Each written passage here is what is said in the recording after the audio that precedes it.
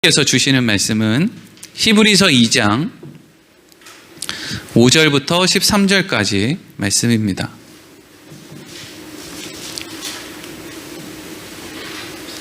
히브리서 2장 5절부터 13절까지 우리 한 목소리로 읽겠습니다. 시작. 하나님이 우리가 말하는 바 장차 올 세상을 천사들에게 복종하게 하심이 아니니라. 그러나 누구인가가 어디에서 증언하여 이르되 사람이 무엇이기에 주께서 그를 생각하시며 인자가 무엇이기에 주께서 그를 돌보시나이까. 그를 잠시 동안 천사보다 못하게 하시며 영광과 존귀로 관을 씌우시며 만물을 그 발 아래에 복종하게 하셨느니라 하였으니 만물로 그에게 복종하게 하셨은즉 복종하지 않은 것이 하나도 없어야 하겠으나 지금 우리가 만물이 아직 그에게 복종하고 있는 것을 보지 못하고 오직 우리가 천사들보다 잠시 동안 못하게 하심을 입은 자 곧 죽음의 고난 받으심으로 말미암아 영광과 존귀로 관을 쓰신 예수를 보니 이를 행하심은 하나님의 은혜로 말미암아 모든 사람을 위하여 죽음을 맛보려 하심이라. 그러므로 만물이 그를 위하고 또한 그로 말미암은 이가 많은 아들들을 이끌어 영광에 들어가게 하시는 일에 그들의 구원의 창시자를 고난을 통하여 온전하게 하심이 합당하도다. 거룩하게 하시는 이와 거룩하게 함을 입은 자들이 다 한 근원에서 난지라. 그러므로 형제라 부르기를 부끄러워하지 아니하시고 이르시되 내가 주의 이름을 내 형제들에게 선포하고 내가 주를 교회 중에서 찬송하리라 하셨으며 또 다시 내가 그를 의지하리라 하시고 또 다시 볼지어다 나와 및 하나님께서 내게 주신 자녀라 하셨으니 아멘. 오늘은 그 발 아래 복종하게 하셨느니라 하는 제목으로 함께 말씀을 나누도록 하겠습니다. 우리가 히브리서 말씀을 주일마다 함께 나누고 있는데 히브리서의 말씀은 유대교 출신의 기독교인들이 그들의 삶 가운데 고난이 찾아온 문제를 놓고 고민하고 있을 때 그들을 향해 히브리서 기자가 권면의 내용을 쓰고 있는 책이다라고 말씀을 드렸죠. 네. 히브리서의 수신자들은 도망갈 사람들은 이미 다 도망간 사람 중에 남아있는 사람들이죠. 그렇죠? 그러니까 여러분 어려움이 닥쳤을 때 사실 도망갈 사람들은 이미 다 도망을 가요. 뭐 고민하고 자시고 할 거 없잖아요. 뭐 교회 안 나오면 그만이지 뭐가 걱정이에요. 그냥 안 하면 되지. 근데 이제 뭔가 고난 속에서 내가 고민을 하고 있다라는 것은 다른 한편으로 이야기를 하면 하나님이 내 안에서 어떤 일을 하고 계신다라고 하는 의미, 또 다른 것은 하나님이 나를 붙들고 계신다라고 하는 의미를 가지는 거예요. 그러니까 우리가 믿음 안에서 뭔가 고민을 한다는 건 고민을 해야 되는 일이겠죠. 고민을 할 수밖에 없는 거고요. 그러니까 나는 믿음이 없어서, 어떤 사람은 믿음이 좋아서 콱 믿는데 나는 믿음이 없어서 이렇게 콱 믿지를 못하고 이렇게 고민을 하나? 아니에요. 고민을 하는 게 맞는 거예요. 그래서 히브리서의 수신자들도 고민을 하고 있는 거고요. 그래서 고민을 하는 사람들에게 히브리서의 기자가 너희들 왜 지금 고민하고 있는 줄 알아? 다른 사람 같으면 그냥 떠나버리면 될 걸 왜 니네는 고민하고 그렇게 하고 있는 줄 알아? 하나님이 니네를 붙들고 있고 그리고 너희들이 고민하는 그 안에서 하나님이 너희 안에 뭔가를 만들고 계시기 때문이야. 이런 내용이란 말이죠. 여러분 우리가 이 히브리서를 이해하기 위해서 그리고 우리가 성경 전체를 이해하기 위해서 우리는 먼저 이 세상이 어떤 곳인지에 대해서 좀 잘 알아야 돼요. 여러분 이런 제가 질문을 하나 해볼게요. 너무나 뻔한 질문. 여러분 이 세상은 완벽한 곳입니까? 아니면 완벽하지 않은 곳입니까? 네, 완벽하지 않은 곳이죠. 이 정도의 질문은 다 우리가 자신 있게 대답할 수 있죠. 왜?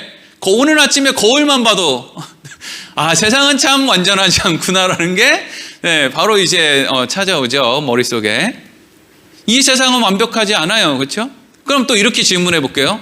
그럼 예수 믿는 사람들은 이 세상이 예수 믿는 사람들에게는 완벽합니까? 아니면 예수 믿는 사람들에게도 완벽하지 않습니까?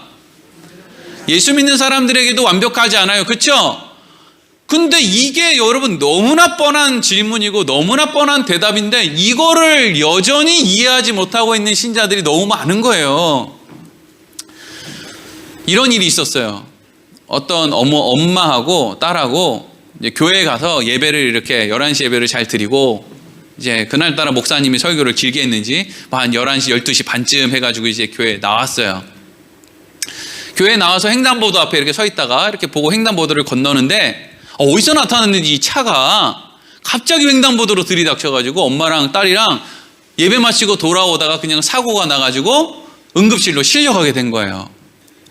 다행히 엄마는 살았어요. 근데 딸이 죽은 거예요. 난리가 났죠. 교회에도 난리가 났고 그런 일이 일어나면 하여튼 목사는 그냥 차라리 내가 죽을 걸 이런 생각이 들 정도로 힘들다고 생각하면 돼요.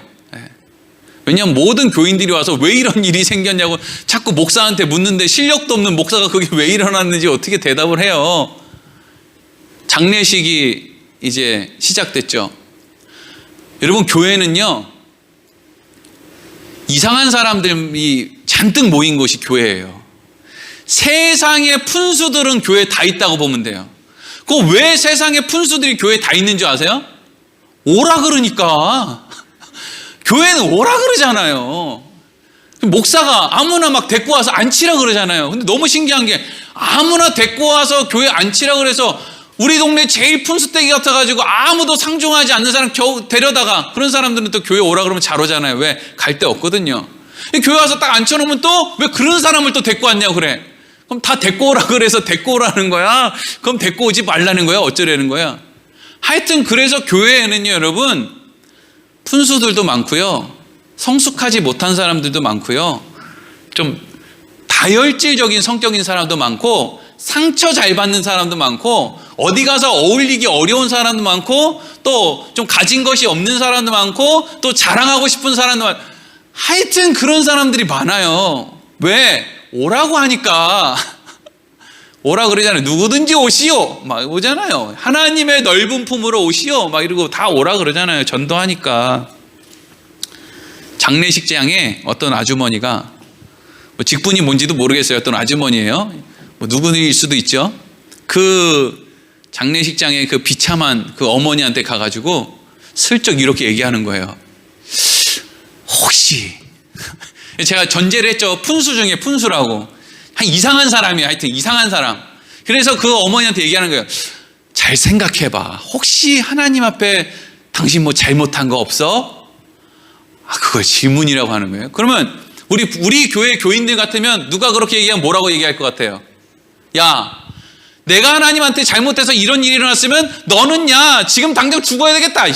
이러고 그냥 한 귀로 듣고 한 귀로 흘려버리면 땡인데 또 이 얘기를 듣는 사람도 또 그 이야기가 또 마음에 비수처럼 꽂히는 거예요.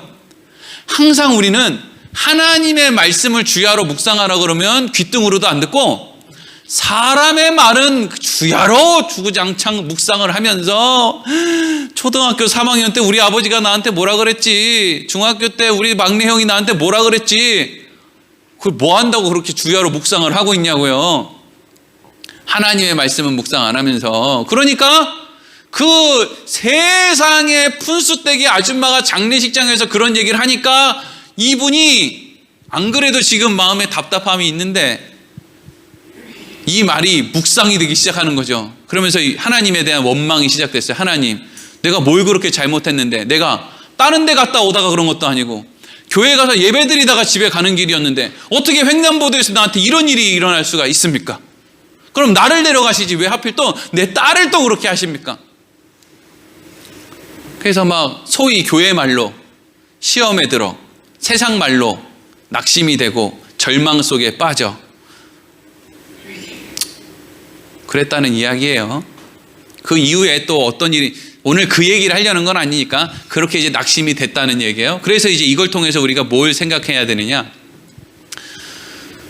여러분, 교회 다니는 사람들에게만 이런 일이 일어날까요? 한 해 대한민국에 있는 횡단보도에서 교통사고가 나는데 교회 다니는 사람한테만 교통사고가 일어납니까? 아니죠. 그럼 교회 다니는 사람에게는 교통사고가 일어나지 않습니까? 아니죠. 똑같죠. 왜? 이 세상은 그런 곳이거든요. 애초에 우리가 얘기했잖아요. 이 세상은 완벽하다고요? 완벽하지 않다고요? 완벽하지 않다고요. 완전하지 않아요. 그래서 기독교인들에게도 그렇고 또 기독교인이 아닌 사람에게도 그렇고 완전하지 않기 때문에 사고가 나요. 그리고 또 여러분, 그러면 교회 갔다 오다 횡단보도에서 사고를 당한 이 모녀는 왜 사고가 났을까요?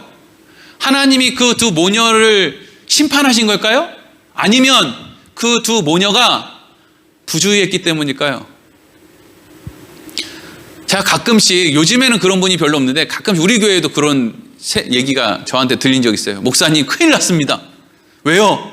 아무개 집사님, 아무개 권사님이 새벽 기도 끝나고 집에 가다가 넘어지셔서 발을 다치셨다고. 하나님이 그 권사님 새벽 기도 끝나고 집에 가는데 쫓아가다가 다리를 확 걸어가지고 다리를 분질렀어요? 본인이 부주의하게 걷다가 밑에를 안 쳐다보고 가다가 계단이 2개 있는데 1개인 줄 알고 걷다가 넘어진 거 아니에요? 하나님이 천사를 보내서 뒤통수를 한 대 빡 날린 다음에 뒤로 와장창 나자빠지게 해서 다리가 분질러졌어요? 근데 너무 이상하죠? 왜 자기가 부주의해놓고 그걸 가지고 하나님이 나를 심판했다고 막 시험에 들고, 그걸 가지고 또 교인들은 목사한테 와서 큰일 났다고, 저분이 저거 시험 들어서 교회 안 나오면 어떡하냐고. 본인이 부주의한 거죠. 하나님이 왜 예배 끝나고 나오는 나에게 이런 일을 주셨을까? 딸이 젊으니까 부주의하게 앞서가고, 엄마는 힘이 없으니까 좀 뒤늦게 출발하니까 딸이 먼저 치고 그 다음 같이 이렇게 치는데 더 많이 쳐서 딸이 먼저 죽고 엄마가 먼저 죽은 거지. 뭐 하나님이 무심하니, 하나님이 뭐 어떤 지금 이런 이야기 할 게 아니잖아요. 근데 우리는 그렇게 생각을 안 한다고요. 마치 그리스도인들, 신자들에게는 이 세상이 완벽해야 되는 것처럼 생각을 한단 말이죠. 운전하시는 분은 아시겠지만 집에서 한 10분 일찍 출발하면 사고가 안 나요. 근데 딱 맞게 출발하면 사고가 나요. 여러분, 교회 올 때 10분 일찍 오시면 교회 오다 사고 안 나거든요. 근데 교회 딱 11시 맞춰서 딱 오잖아요. 그럼 교회 오다가 사고가 나요. 왜? 시간 맞춰서 오다가 신호 받으면 어떻게 돼요? 골목으로 들어가야지. 내가 다 아는데 이 골목길을. 그럼 또 골목길에 여기는 사람이 없는 골목길에 또 속도 좀 내야지. 이러고 가다가 이제 골목길에서 사고 난단 말이에요. 그러면 자기가 잘못해가지고 골목길에서 사고 난 거예요? 하나님이 벌 주신 거예요? 뭐예요? 본인이 잘못한 거잖아요. 근데 우리는 매사를 그런 식으로 생각을 한단 말이죠.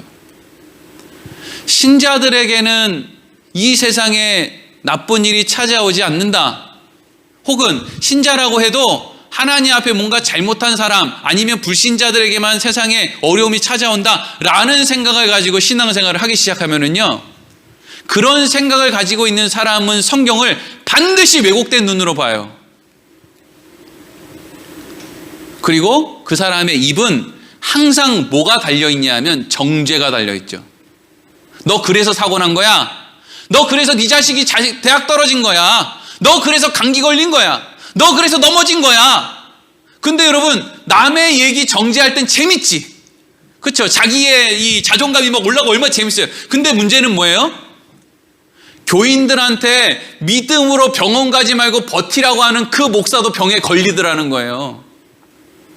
그래서 그 목사가 아직도 병원을 못 가고 시름시름을 앓고 있대.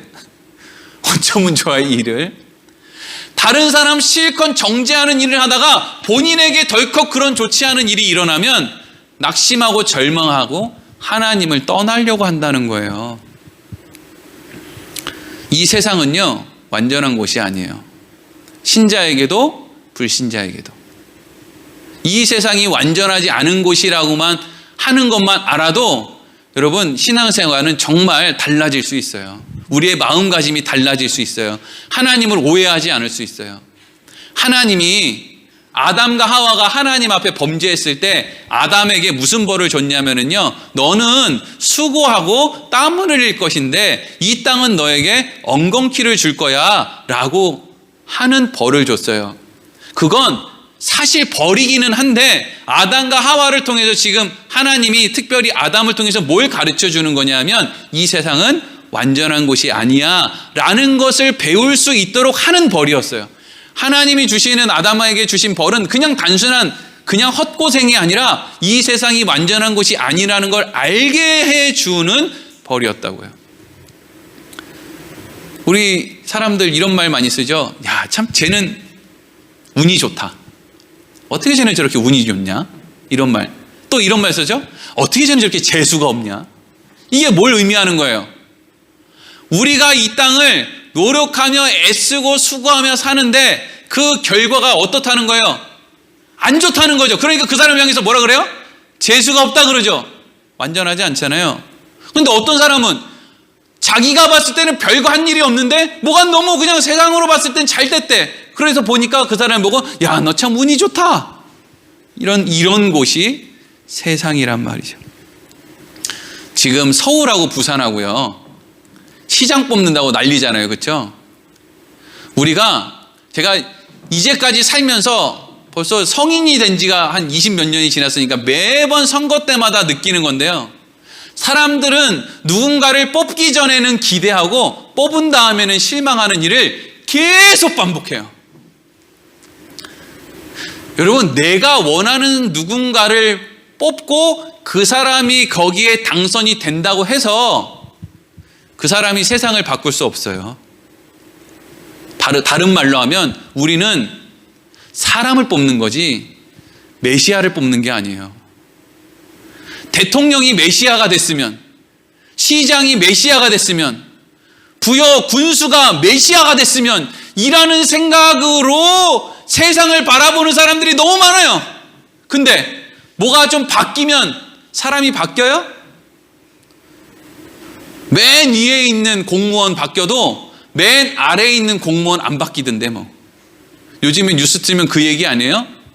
옛날에 하던 짓 지금도 하고 지금 하던 짓 내일도 할 거예요.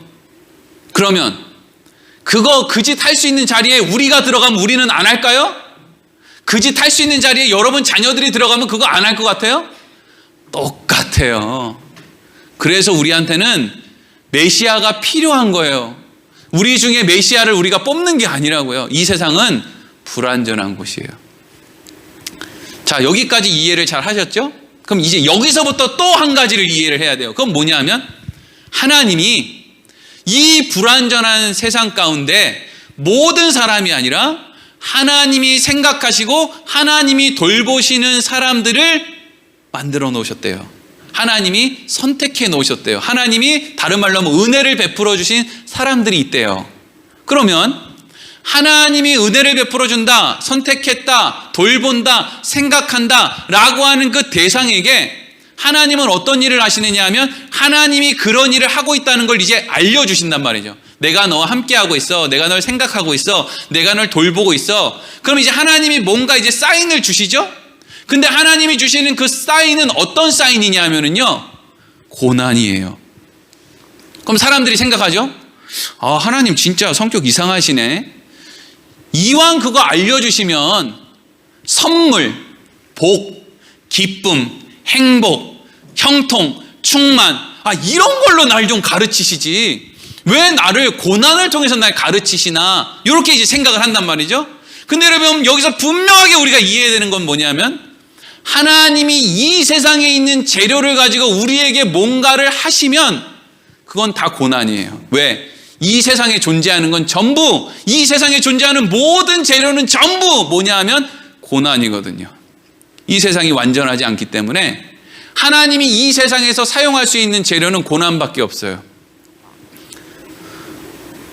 어떤 사람이 이렇게 기도를 해요. 하나님, 그때 왜 우리 아들 대학 등록금 주셨어요? 그때 등록금 안 주셨으면 우리 애가 대학도 못 갔을 것이고 우리 애가 대학이 안 갔으면 지금 나를 버리고 저렇게 지 잘났다고 세상으로 안 갔을 거 아닙니까? 뭐야 이거? 옛날에는 그렇게 해달라고 기도해놓고 지가 달라는 거 줬더니 왜 고난이래? 하나님 왜 그때 내 병을 고쳐주셨습니까? 그때 내 병을 고쳐주시지 않았으면, 그래서 그때 죽어버렸으면 지금 내가 이렇게 나쁜 짓을 하는 사람이 안 됐을 거 아닙니까? 뭐야 이거? 옛날에 실컷 살려달라고 살려줬더니 딴소리야. 하나님이 우리 인생에 돈을 많이 주시면 우리는 뭐라고 하느냐? 왜 그때 돈을 많이 주셨어요? 돈을 안 주면 왜 그때 돈을 안 주셨어요? 이 세상의 모든 건 불완전하기 때문에 무엇이 우리의 인생에 찾아와도 다 만족이 없는 거예요. 그래서 우리 안에서 빚어내는 건 그냥 다 고난인 것 같은 거예요. 한번 생각해 보세요, 여러분. 여러분 인생에 하나님이 기도 응답을 전혀 안 해줬어요? 해준 적 있잖아요. 그럼 하나님이 그 기도 응답을 해줬기 때문에 여러분들이 늘 행복했어요? 그것도 아니잖아요. 오히려 그 문제가 해결되는 걸 통해서 더 큰 고난이 여기 준비되어 있는 걸 보잖아요. 그건 하나님이 불의하거나 하나님이 여러분들을 사랑하지 않기 때문이 아니라 이 세상이라고 하는 곳에 존재하는 모든 재료가 그것밖에 없어요. 우리가 그런 데 살고 있다고요. 이걸 모르니까 자꾸 엉뚱한 방법이 있는 줄 알고 자꾸 계룡산에 올라가서 돛 닦는 사람, 어디 신령하다는 권사님, 어디 저기 예언 기도하는 목사님 자꾸 찾아가서 다른 방법이 있는 줄 아는데 죽었다 깨어나도 다른 방법은 없어요. 왜? 예수님도 이 땅에 와서 고난을 당했거든요. 자, 그래서 이제 오늘 말씀은 뭘 얘기하냐면 이런 세상에서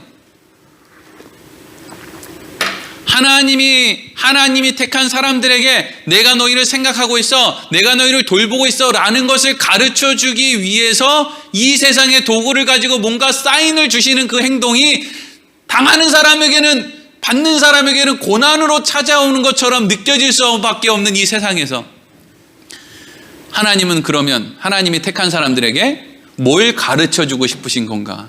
굳이 이게 고난으로 드러날 것을 알면서도 하나님이 굳이 그 사람들의 인생을 찾아가셔서 뭔가를 하시는 그것이 도대체 뭘 우리 안에 가르쳐 주시기 위함인가, 만들어내기 위함인가. 그게 이제 오늘 말씀이 우리에게 주는 거예요. 우리가 지난 시간에 히브리서 2장 말씀에 시편 8편 말씀이 인용되어 있는 것을 함께 살펴봤죠. 근데 그걸 전부 다 보지 않고 지난 시간 분량만큼만 봤는데 오늘 다시 한번 오늘 말씀과 연결되어지는 시편 8편 4절 5절 말씀 먼저 같이 한번 보겠습니다. 읽겠습니다. 시작.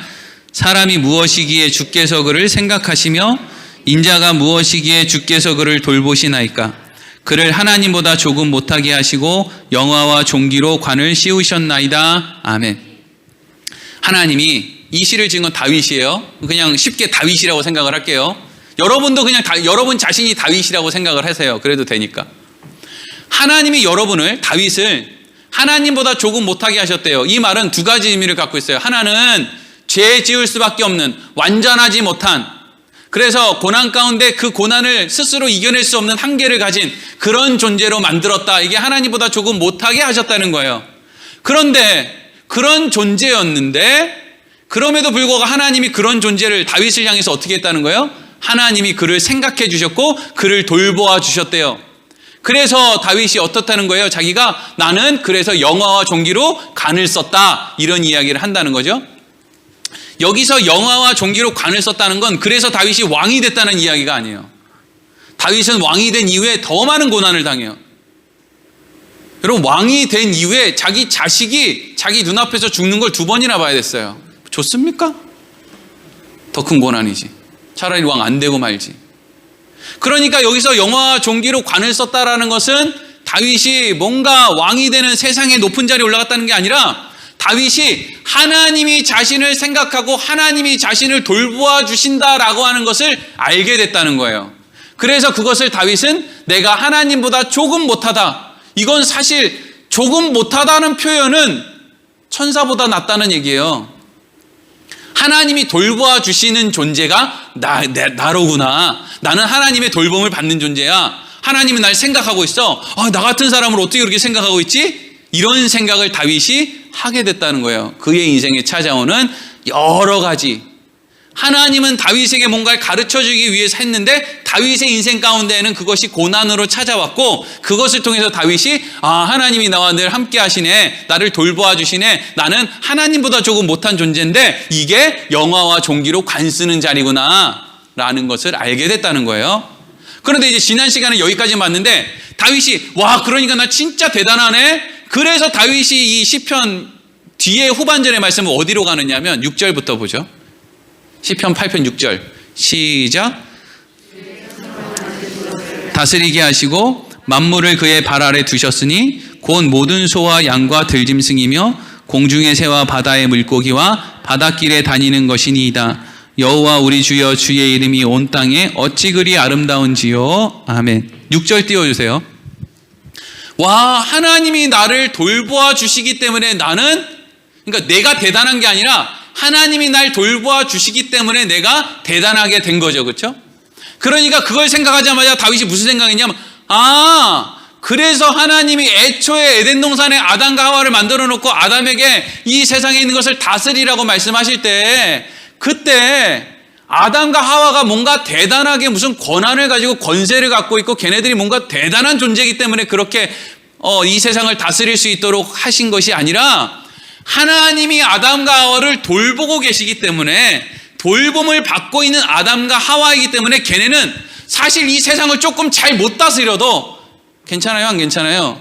괜찮죠? 왜? 하나님이 아담과 하와를 돌보고 계시니까 상관이 없단 말이에요. 그러니까 하나님이 아담과 하와를 돌보고 계시기 때문에 아담과 하와에게 이 세상을 다스리라고 한 거였구나라는 것으로 다윗이 이 시를 끌고 가고 있다고요.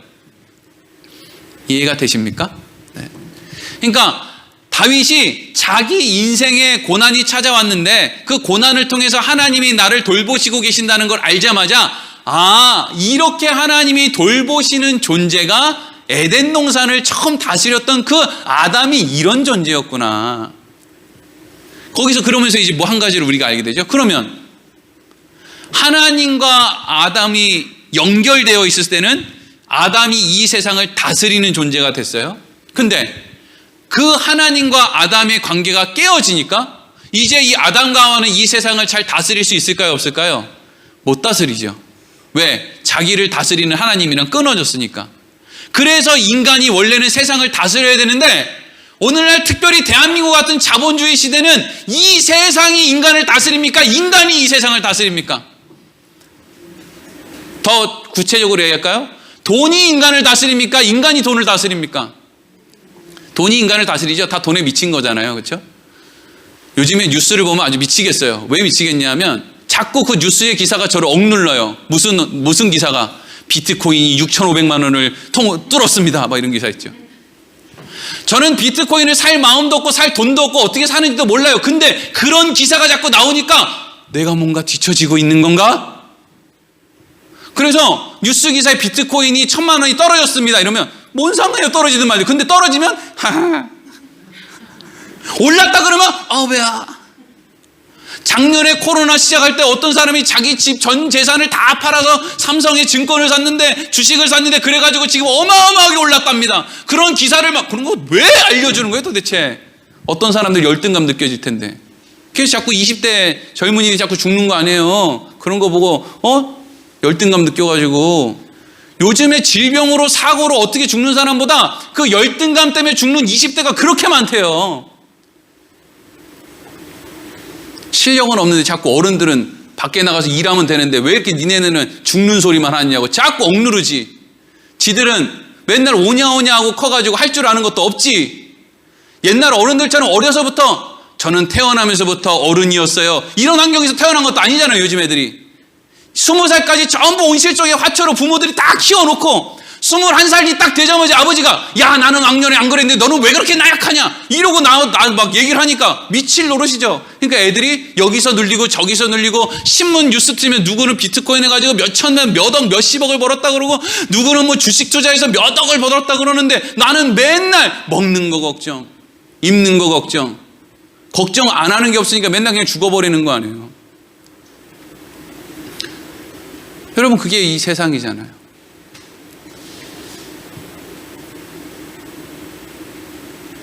뭔 얘기를 하다가 거기까지 갔어. 요즘에 하여튼, 그러니까 여러분, 세상이 우리를 억누른다고요. 우리가 세상을 원래 억눌러야 되는데 그런 세상이 됐죠. 왜요? 하나님과 인간이 끊어져서요. 원래는 세상을 다스려야 되는데 세상의 다스림을 받게 된 거예요. 돈 없으니까 난 죽어야 돼, 이런 식이 된 거라고요. 자본주의 좋아요? 그러면 저거 빨갱이네? 저 공산주의자예요? 그럼 공산주의는 좋아요? 안 좋아요. 자본주의, 공산주의, 인본주의, 무슨 뭔 주의 이 뒤에 주의라는 말이 붙으면요 전부 사람 머리통에서 나온 거기 때문에 전부 고난이에요. 어디로 가든지 다 고난이야. 그럼 어디만 고난이 아니에요? 하나님 나라만 고난이 아니에요. 그리로 가야 된다니까요. 그래서 하나님과, 자 다시 정리해 보세요. 하나님과 아담이 잘 연결되어 있었을 때, 그때 아담은 세상을 어떻게 했다고요? 다스렸고 세상은 아담에게 복종했다는 거죠. 근데 이 관계가 끊어지니까, 하나님이 다스리질 않으니까 인간은 세상을 잘 다스리지도 못하고 이 세상도 인간에게 복종하지 않는 거죠. 잡아먹으려고 그러죠, 세상이 우리를. 자, 그런데 이제 이것이 어디로 이어지느냐? 예수 그리스도로 이어져요. 예수 그리스도를 성경은 두 번째 아담이라고 부르는 거 아시죠? 두 번째 아담. 실패한 첫 번째 아담이 있고 예수 그리스도는 두 번째 아담이에요. 하나님과 전적으로 연결되어 있는 분, 절대로 끊어지지 않을 그분 말이죠. 자, 그래서 8절부터 10절까지 읽겠습니다. 시작.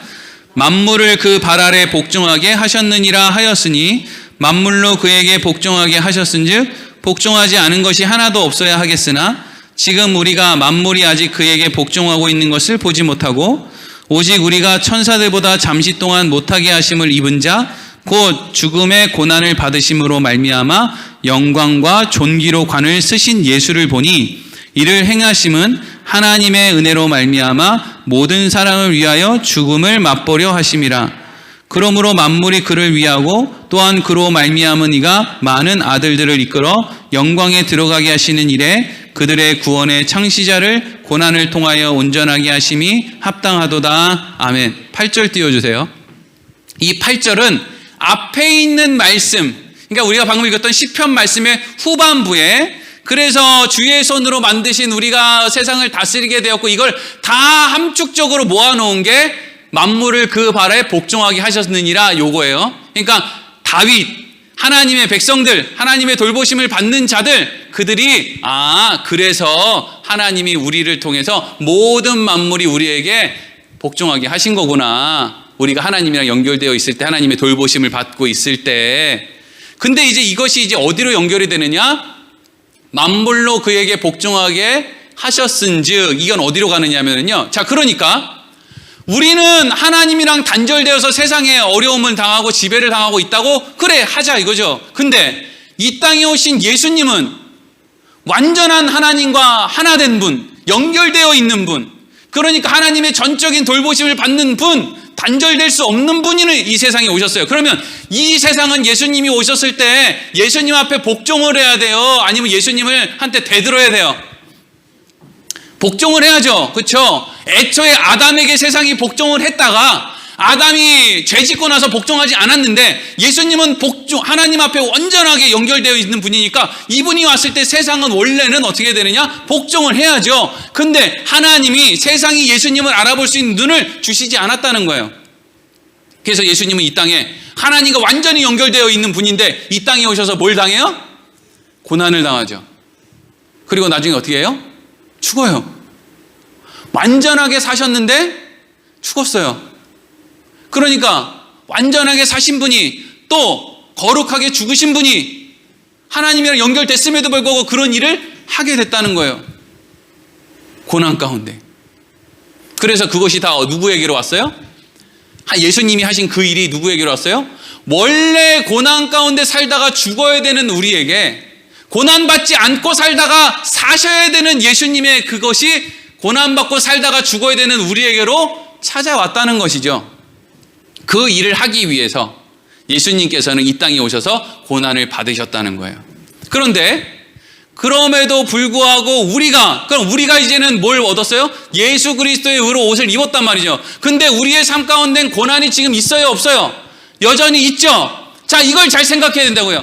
예수님이 이 땅에 오셔서 고난을 받으신 그것을 예수님이 우리에게 덧입혀 주시겠다 이거죠. 그래서 우리는 이제 하나님의 자녀가 되었다. 근데 우리는 왜 여전히 고난 가운데 있는가? 아직 예수 그리스도를 통해서 이 땅에 하나님의 택함을 받을, 부르심을 받을 사람들이 아직 남아있기 때문이다. 그 역사가 아직 진행되고 있기 때문이다. 이 이야기를 하는 거라고요. 이럴 줄 알았으면 설교 시작하자마자 잘 걸. 지금 거의 다 끝나가는데 지금 자면 아니함만 못한데 이렇게 재미없을 줄 알았으면 시작부터 잤으면 아깝지는 않지. 지금부터 자려니까 이거 목사님한테 졸았단 얘기도 들을 것 같은데 참 좀 손해보는 것 같네. 어려운 얘기예요. 근데 이제 나중에 결론을 얘기하면 또 그렇게 어렵지도 않은데 왜 제가 이런 이야기를 이렇게 자꾸 주일 설교 시간에 그냥 간단하게 얘기하고 쉽게 얘기해도 되는데 왜 이렇게 어려운 얘기를 하필 주일 이 시간에 하느냐면요.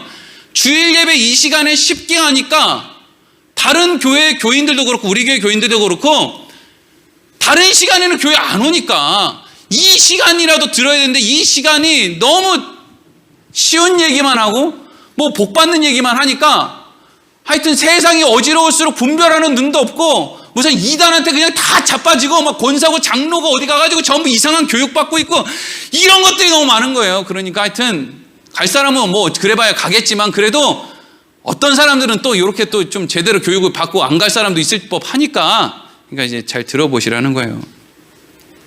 여기서 또 우리가 한 가지 또 바르게 이해해야 되는 몫이 하나 있는데 9절 말씀에 보면은요. 9절 말씀 맨 마지막에 보면 이런 얘기가 있어요. 모든 사람을 위하여 죽음을 맛보려 하심이라 이런 얘기 있어요. 누가 모든 사람을 위해 죽었다는 얘기예요? 예수님이 모든 사람을 위해서 죽으셨다. 고난받고 죽으셨다. 이 얘기예요. 제가 뭐 직전에도 이거 가지고 말씀드린 적이 있을 거예요. 예수님이 모든 사람을 위해서 고난을 받으셨다라고 하는 말은 예수님이 모든 인류를 살리기 위해서 그래서 예수님의 죽으심으로 결국에는 모든 인류가 살아나게 될 것이다. 이걸 의미하는 것은 아니에요. 예수님은 모든 인류를 구원할 마음으로 죽으셨어요. 그건 맞아요. 그런데 예수님이 그렇게 죽으셨다고 해서 모든 인류가 살아나는 건 아니에요. 그러면 예수님은 실패한 건가? 이게 문제라고요. 예수님이 모든 인류를 위하여 죽음을 맛보시려고 했다. 이 말이 그러면 여러분들 눈에는 모든 인류가 다 구원받을 것 같으세요? 아니잖아요.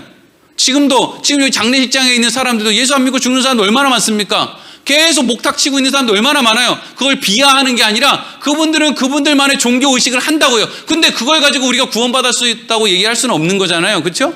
그러니까 모든 사람들이 구원받지를 못해요. 근데 예수님은 모든 사람을 위해 죽었다는 거예요. 이걸 잘 이해해야 된다고요. 그러면 왜 그런 일이 일어나느냐? 요한복음 6장 37에서 40절 읽겠습니다. 시작.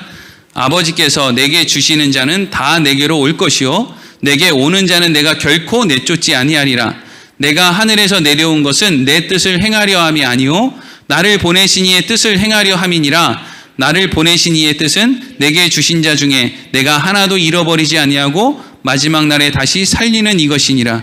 내 아버지의 뜻은 아들을 보고 믿는 자마다 영생을 얻는 이것이니 마지막 날에 내가 이를 다시 살리리라 하시니라. 아멘. 예수님은 모든 사람들을 구원하고자 하는 마음으로 십자가에서 죽으셨어요. 그런데 그건 하나님이 하실 일의 준비일 뿐이에요. 모든 구원의 주권은 하나님에게 있어요. 그래서 예수님이 모든 인류를 위해서 죽으셨다고 해서 모든 인류가 다 구원받는 게 아니라 그 중에서 하나님의 택함을 받은 사람들을 방금 읽었던 37절에 뭐라고 되어 있어요? 아버지께서 내게 주시는 자는 다 내게로 올 것이요 되어 있죠. 예수님은 완성해 놨는데 모든 사람이 완성된 곳으로 가지 못해요. 하나님이 인도에 가는 사람이 아버지가 인도에 가는 사람이 예수 그리스도께로 가게 되고 거기에 간 사람이 구원을 얻는 거예요. 그런데 예수님께서는 어떤 사람이 나에게 올 사람이고 어떤 사람이 나에게 오지 않을 것인지를 물론 예수님도 하나님이시니까 다 아셨겠죠. 근데 왜 예수님은 선별해서 죽었다고 하지 않고 모든 인류를 위해서 죽었다고 하느냐? 모든 인류를 다 하나님이 나에게 보내실 거라고 하는 그러한 생각과 같이 내가 누구는 올 사람이고 누구는 오지 않을 사람이야 이걸 내가 가름 맡아놓고 누구를 위해서 죽고 누구를 위해 죽지 않고 이렇게 하지 않으셨다는 거예요. 그래서 제가 지난번에 오늘의 말씀에도 그런 얘기 했는데, 여러분, 왜 예수님이 가룟 유다를 제자로 받았을 것 같으세요? 가룟 유다가 예수님 팔 거 분명히 아셨을 텐데, 근데 거기에서 우리는 뭘 보느냐? 예수님은 구원의 주권을 전적으로 하나님께 맡기고 있구나. 나를 팔 자를 끝까지 내 옆에 같이 다니면서. 그러니까 가룟 유다가 예수님의 제자가 됐다는 건 예수님이 어떠한 마음으로 사람들을 바라봤는지, 어떠한 마음으로 하나님을 바라봤는지를 알 수 있는 대목이죠.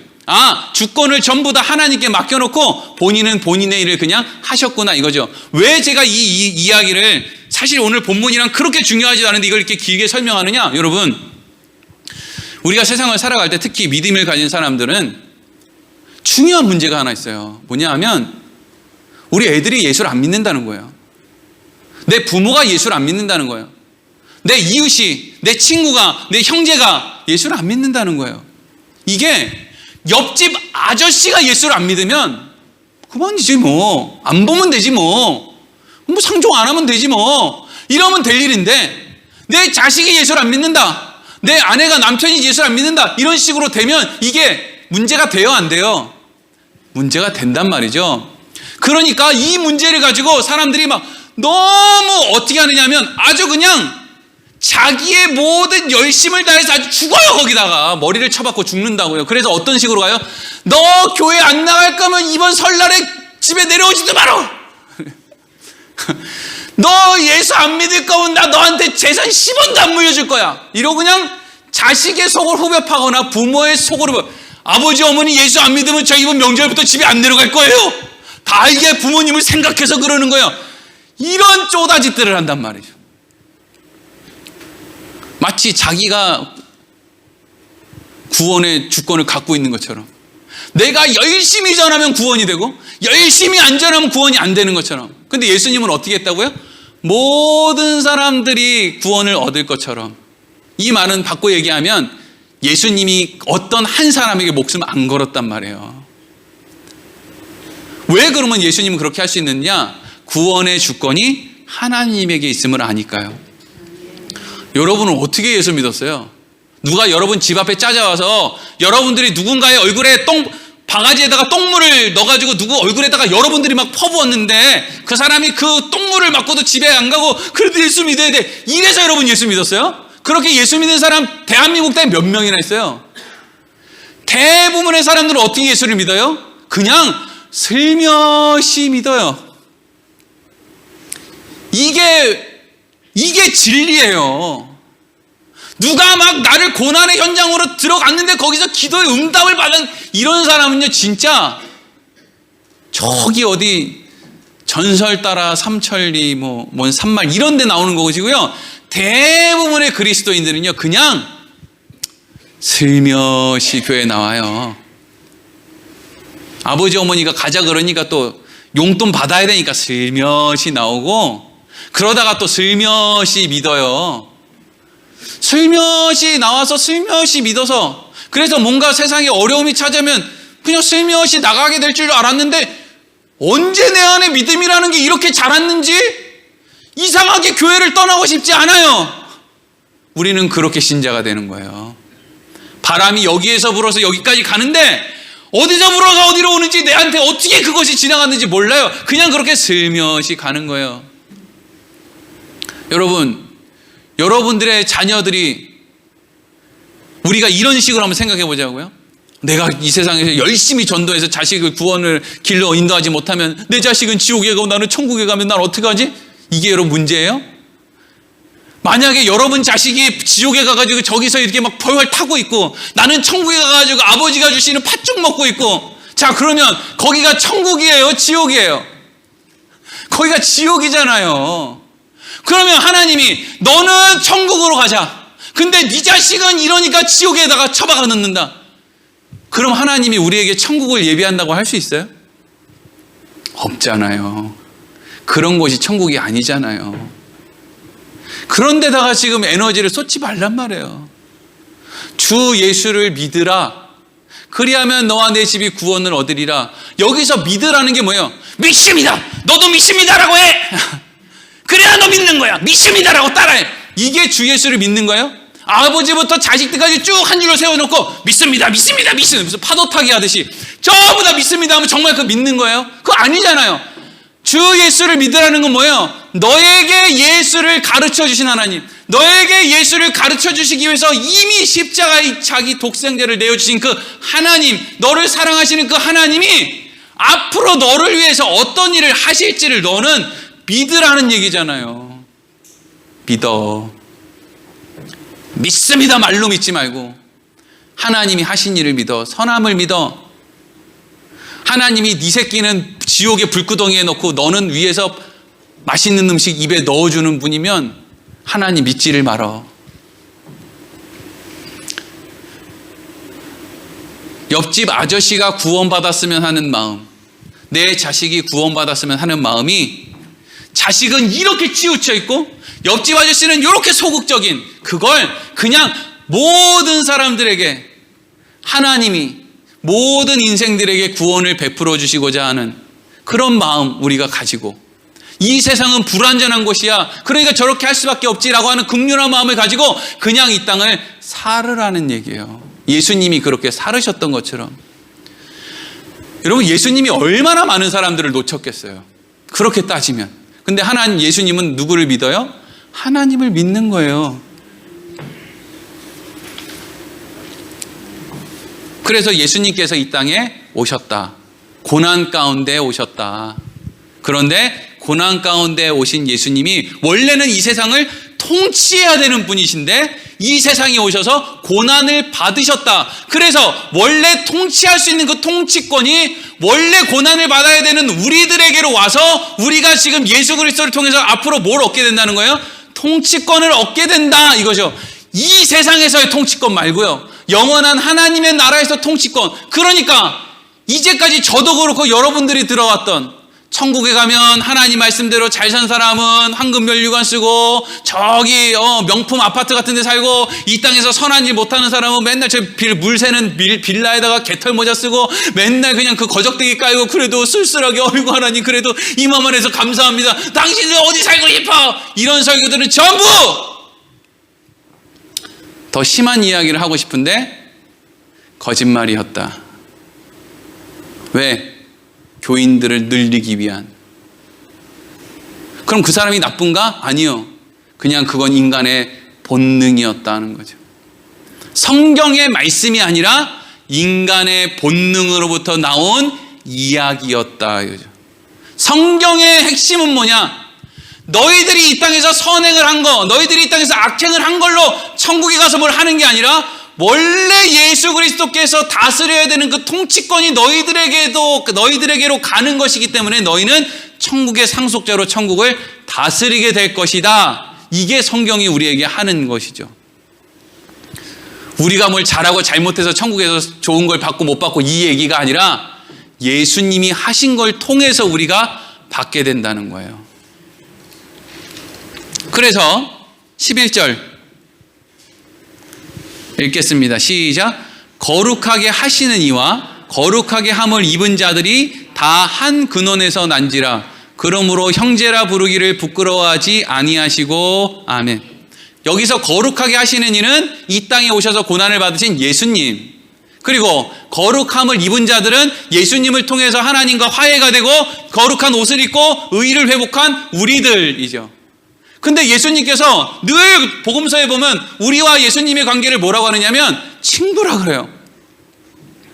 그리고 예수님도 하나님을 아버지라고 그러고 우리도 하나님을 아버지라고 그러니까 예수님하고 우리는 뭐가 되는 거예요? 형제. 여기 있는 분들 저랑 뭐예요? 형제, 자매. 그래서 교회 오면 형제, 자매예요. 우리는 예수님을 통해서 하나님을 아버지라고 부르게 됐어요. 그래서 우리는 다 형제, 자매예요. 저랑 저희 어머니랑 자매예요. 왜요? 하나님을 아버지라고 부르니까요. 그게 여러분 중요한 문제예요. 천국은 똑같은 생각을 갖고 있는 사람들이 가는 데가 아니고요, 저마다 다 다른 생각을 갖고 있는 사람들이 이 땅에서 먼저 공산주의자부터 자유주의자까지 모든 사람들이 천국에 있어요. 근데 그 사람들은 똑같이 뭘로 형제가 되느냐? 생각이 똑같아서 형제가 되는 게 아니라 하나님을 아버지라고 부르기 때문에 형제가 되는 거예요. 교회는 그래서 형제가 되고 그래서 자매가 되는 거예요. 내 마음에 들기 때문에 형제고 내 마음에 안 들어서 형제가 안 되는 게 아니란 말이에요. 이게 여러분 요즘 사회 문제예요. 교회들이 전부 분열되고 있어요. 젊은 애들은 젊은이 교회가 좋다. 나이 든 사람들은 나이 든 정통교회가 좋다. 어떤 사람은 오른쪽에 있는 사람은 오른쪽 교회, 왼쪽에 있는 사람은 왼쪽 교회, 중앙에 있는 사람은 중간교회. 교회는 하나님의 이름을 부르는, 아버지라고 부르는 자들의 모임이잖아요. 그러면 그거 안에서 연합하고 한마음이 되고, 물론 뭐 이사 가거나 마음에 안 들어요. 교회를 옮길 수 있어요. 근데 교회를 옮기면 그 사람은 이제 우리 교인 아니에요? 아니에요. 똑같은 형제예요. 그냥 그쪽에 있는 건물로 가서 하나님께 예배드리는 사람인 거예요. 거기 가서도 하나님에게 축복받고 거기 가서도 하나님의 역할을 감당을 하는 거예요. 미워할 것도 없고 원망할 것도 없는 거예요. 다만 우리는 하나가 되기 위해서 애를 쓰는 거죠. 여러분, 예수님은 우리가 뭐가 예쁠까요? 우리가 누군가를 생각할 때 그 사람이 예수님이 우리를 보는 것보다 더 그렇게 이상할까요? 그렇지 않죠. 근데 그 거룩하게 하시는 이가 우리가 어떤 존재인지를 뻔히 아는데 이 땅에 와서 우리를 위해서 그렇게 하셨다는 거죠.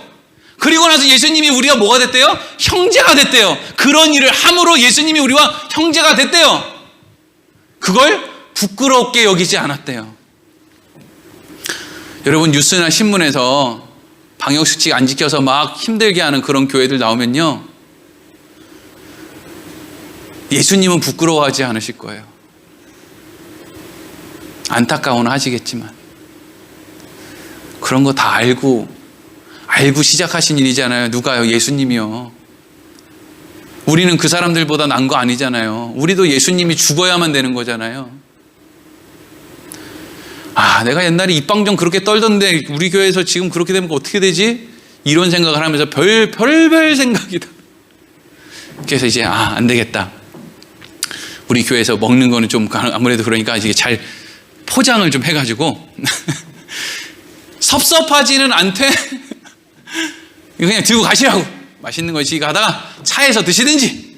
정 우리 교회에서 먹어야 되겠다면 교육관에서 1명, 식당에서 1명, 본당에서 1명, 잠옷실에서 1명, 목양실에서 1명, 재정부실에서 1명, 우리 집 거실에서 1명, 큰 방에서 1명, 작은 방에 또 밖에 있는 창고에서 또 중고등부실에서 1명. 그러면 얼추 네, 그럼 얼추 가시겠구나.